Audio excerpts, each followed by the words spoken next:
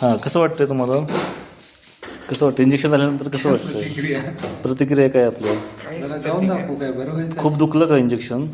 नाही म्हणजे चाकू परवडला पण इंजेक्शन नको अशी अवस्था आहे.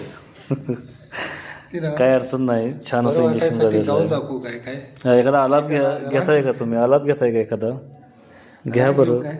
हा, एखादा राग घ्या. बरं व्हायसाठी असतं ना. बघा एखादा शोधा चांगलं कुठलं तरी. बोट कमी आणि इंजेक्शन नाही, एकच इंजेक्शन झालं. कुत्रं चावलं 12 इंजेक्शन. आता ही एकच इंजेक्शन फक्त. हरकत नाही. या ठिकाणी आमचे मित्र रितेश सोनार यांना कलिंगड कापताना त्यांचं शाहिस्तेखान झालेलं आहे. त्यांना आम्ही सरकारी दवाखाना पन्हाळा या ठिकाणी आणलेला आहे. रात्रीचे 10:30 वाजलेले आहेत आणि चाकूने जास्त दुखलं नाही, पण इंजेक्शनमुळे जास्त दुखलेलं आहे इथं. अशी ही अवस्था यांची झालेली आहे. आणि सरकारी दवाखान्याची सोय अतिशय उत्तम आहे. अजिबात तुम्ही इथं बघू शकता सगळं सुखसुविधांनी.